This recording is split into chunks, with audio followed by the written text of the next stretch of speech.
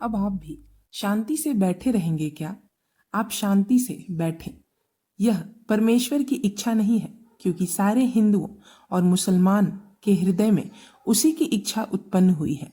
परमेश्वर की इच्छा और आपके पराक्रम से जल्दी ही उनका एक ऐसा सर्वनाश हो जाएगा कि अपने हिंदुस्तान में उनका छिलका टुकड़ा भी नहीं रहेगा। छोटे बड़े के सारे भेदभाव भुलाकर इस सेना में सब और समता का राज हो, क्योंकि पवित्र धर्म युद्ध में जो वीर स्वधर्म के लिए अपनी तलवार मयान के बाहर निकालते हैं वे सब समान योग्य होते हैं। वे भाई भाई हैं, उनमें किसी तरह का भेद नहीं है। इसीलिए फिर से एक बार मैं सारे हिंदू बंधुओं का आह्वान करता हूँ, उठो और इस परम ईश्वरीय और दिव्य कर्तव्य के लिए रण मैदान में कूद पड़ो। ये तत्व रत्न देखकर जिसे इस क्रांति युद्ध की ओजस्विता भाषित नहीं होगी, उसे या तो मंदबुद्धि या दुर्बुद्धि होना चाहिए। ईश्वर प्रदत्त अधिकारों के लिए लड़ना मनुष्य मात्र का कर्तव्य है और स्वधर्म एवं स्वराज्य के लिए लड़ने को ही उस मय के भारतीय शूरों ने अपने सशस्त्र निकाले थे। यह सिद्ध करने के लिए कि इसमें सबल साक्ष्य और क्या दिया जा सकता है। भिन्न भिन्न स्थानों और भिन्न भिन्न कालों में निकाले गए ये घोषणा पत्र इस क्रांति युद्ध की सीमात करने के लिए एक अक्षर भी और अधिक लिखने की आवश्यकता शेष नहीं रहने देते। ये घोषणा पत्र ऐरे गैरे द्वारा निकाले हुए नहीं है। इस युद्ध में जो भी शमशीर निकालते हैं वे सब समान योग्यता के हैं। धर्म युद्ध में उठी यह गर्जना स्वधर्म एवं स्वराज्य दोनों तत्वों का उच्चारण एवं जयघोष करती है। पर क्या ये दोनों ही तत्व स्वराज्य स्वधर्म परस्पर विरुद्ध या भिन्न समझे जाते हैं? स्वधर्म एवं स्वराज्य का एक दूसरे से किसी भी अर्थ में संबंध नहीं है। ऐसी कम से कम प्राचीन लोगों की धारणा कभी नहीं थी। मैजीने के कथनानुसार स्वर्ग और पृथ्वी को किसी एक बांस के बीच में बांधकर अलग नहीं किया गया है। ये दोनों तो एक ही वस्तु के दो छोर हैं। ऐसी ही प्राचीन जनों की पूर्वापर यथार्थ एवं परिपक्व धारणा है। हमारी स्वधर्म की कल्पना स्वराज्य से भिन्न नहीं है। ये दोनों साध्य नाते से संलग्न हैं।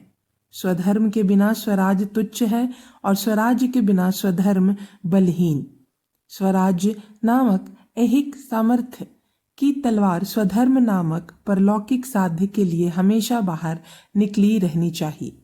यह प्राचीन जनों के मन का रुझान इतिहास में पग पग पर दिखेगा। प्राचीन काल में हुई क्रांतियों को धार्मिक स्वरूप क्यों मिलता है, या यह कहें कि धार्मिक पवित्रता के या धर्म संलग्नता के सिवाय प्रचंड क्रांति का होना, यह बात प्राचीन इतिहास में बिल्कुल भी क्यों ज्ञात नहीं है। इसका बीज भी धर्म के इस विश्वव्यापक स्वरूप में ही है। हिंदुस्तान के इतिहास में आज तक अखंड रूप से व्यक्त होते आए स्वराज्य एवं स्वधर्म के साधन और साध्य तत्व सन 1857 के क्रांति युद्ध में भी व्यक्त हुए। इसमें कुछ भी आश्चर्य नहीं है। दिल्ली के बादशाह द्वारा पहल निकाले गए घोषणा पत्र का उल्लेख पहले किया गया है। उसके बाद जब दिल्ली को अंग्रेजी सेनाओं ने घेर लिया और युद्ध घमासान हो गया, तब बादशाह ने हिंदुओं के लिए दूसरा घोषणा पत्र जारी किया। उसमें वे कहते हैं, खुदावंत ने तुमको ये मर्तबे अली और मुल्क और दौलत और हुकूमत इसी वास्ते बख्शी है कि तुम उन लोगों को जो तुम्हारे मजहब में दखलंदाजी करें गार्द करो। हमें ईश्वर ने संपत्ति, देश, अधिकार किस लिए दिए? ये सभी केवल व्यक्ति से संबंधित सुख भोग के लिए ना होकर स्वधर्म संरक्षण के पवित्र हेतु के लिए है। परंतु इस पवित्र एवं अंतिम हेतु के ये साधन कहाँ हैं? पहले दिए हुए घोषणा पत्र के अनुसार परमेश्वर की सब सौगातों में अत्यंत श्रेष्ठ स्वराज्य की सौगात कहाँ है? दौलत कहाँ है? मुल्क कहाँ है? हुकूमत कहाँ है? गुलामी के प्लेग में यह भारी दैविक स्वतंत्रता मृत प्राय हो गई है। गुलामी का प्लेग किस तरह संहार कर रहा है, यह दिखाने के लिए उपर्युक्त घोषणा पत्र में नागपुर का, अवध, झांसी का स्वराज्य सब कैसे धूल में मिला दिया गए, इसका मर्मिक वर्णन करने के बाद ऐसी चेतावनी दी गई कि इस तरह धर्म रक्षण के साधन गंवाने पर तुम परमेश्वर के दरबार में अपराधी और धर्मद्रोही माने जाओगे। स्वधर्म के लिए उठो और स्वराज्य प्राप्त करो। इस तत्व ने हिंदुस्तान के इतिहास में कितने दैवी चमत्कार किए हैं। श्री समर्थ रामदास ने महाराष्ट्र को 250 वर्ष पहले यही दीक्षा दी थी। धर्म साठी मरावे, मरोनी अवध्यासी मरावे, मारिता मारिता ध्यावे राज्य आपुले।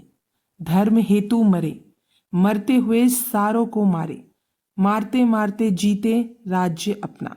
सन 1857 के क्रांति युद्ध का यही तात्विक कारण है। इस क्रांति युद्ध का यही मनःशास्त्र है। जिस दूरबीन से उस युद्ध का स्पष्ट एवं सत्य स्वरूप दिखेगा, ऐसी खरी दूरबीन अर्थात धर्म हेतु मरे, मरते हुए सारों को मारे, मारते मारते जीते राज्य अपना। इस दूरबीन से उस क्रांति की ओर देखें तो कितना अलग दृश्य दिखता रहेगा। स्वधर्म एवं स्वराज्य इन दो पवित्र कारणों से है जो क्रांति युद्ध लड़ा गया, उसकी पवित्रता पराजय से भंग नहीं होती। गुरु गोविंद सिंह के प्रयास त्रादिश रीति से विफल रहे, इस कारण उसका द्वित्व कम नहीं हुआ। यह सन 1857 में इटली में राज्य क्रांति की जो विशाल लहर उठी, उसमें उस क्रांति के नेताओं की संपूर्ण पराजय हुई। इस कारण उनके हेतु का पुण्य क्षीण नहीं होता। जस्टिन मैकार्थी कहते हैं, वास्तुतः यही है कि भारतीय प्रायद्वीप के संपूर्ण उत्तरी एवं उत्तर पश्चिम प्रदेशों में ब्रिटिश सत्ता के विरुद्ध देशी जातियों ने विद्रोह कर दिया था। केवल सिपाहियों ने ही विद्रोह नहीं किया। इसे कोरी सैनिक क्रांति का ही नाम नहीं दिया जा सकता। यह तो भारत पर अंगल सत्ता के विरुद्ध सैनिक कठिनाइयों, राष्ट्र घृणा और धार्मिक कट्टरता का संयुक्त उभार था। इसमें देशी राजाओं और सैनिकों ने भी भाग लिया। मुसलमान और हिंदुओं ने अपनी शताब्दियों के चिंगारी ने सभी ज्वलनशील पदार्थों में आग भड़का दी। यदि इस चिंगारी से अग्नि प्रज्वलित न होती तो किसी अन्य माध्यम से भी यही कार्य संपन्न हो जाता। मेरठ के सिपाहियों ने क्षण भर में ही एक नेता पा लिया। उन्हें एक ध्वज भी मिल गया और उद्देश्य भी, और यह विद्रोह एक क्रांति युद्ध में परिणत हो गया। जब वे प्रातःकालीन सूर्य की रोशनियों से जगमगाती यमुना के तट पर पहुंचे तो उन्होंने अनजाने में ही इतिहास की एक निर्णायक घड़ी को प्राप्त कर लिया तथा सैनिक विद्रोह को एक राष्ट्र धर्म युद्ध में परिणत कर दिया। चार्ल्स बाल लिखते हैं, आगे चलकर धारा किनारों को तोड़कर बह निकली और उसने भारत के सैनिक वसुंधरा को अपलवित कर दिया। उस समय तो यही आशा की जाती थी कि ये धाराएं संपूर्ण यूरोपीय तत्वों को विनष्ट कर निगल जाएगी। जिस समय विद्रोह की यह धारा पुनः मर्यादित होगी और अपने आप को सीमाओं में आबद्ध कर लेगी तो राष्ट्रभक्त भारत अपने विदेशी शासकों से अपने आप को स्वतंत्र कर लेगा तथा वह देशी राजाओं के स्वतंत्र राज्य दंड के सम्मुख नतमस्तक होगा। अब यह और भी अधिक महत्वपूर्ण रूप ग्रहण कर चुका था। यह विद्रोह उस संपूर्ण जनता के विद्रोह का रूप धारण कर चुका था जो काल्पनिक गलतियों से क्षुब्ध होकर भड़क उठी थी और घृणा व कट्टरता के भ्रम में आबुद्ध हो चुकी थी। Complete history of the great sepoy war शीर्षक अपनी पुस्तक में हाइट लिखते हैं, यदि मैं अवधवासियों के द्वारा प्रदर्शित साहस की प्रशंसा नहीं करूंगा तो एक इतिहासकार का पावन दायित्व ना निभा पाऊंगा। नैतिक दृष्टि से अवध के तालुकदारों की एक महान भूल यह थी कि उन्होंने हत्यारे विद्रोहियों से हाथ मिलाया, किंतु इसके लिए भी उन्हें से प्रेरित निष्ठावान देशभक्तों के रूप में मान्यता दी जा सकती है, क्योंकि वे अपने मातृभूमि और सम्राट के लिए संग्राम कर रहे थे, स्वराज्य और स्वधर्म के लिए संघर्षरत हुए थे। यह भाग यहीं समाप्त होता है।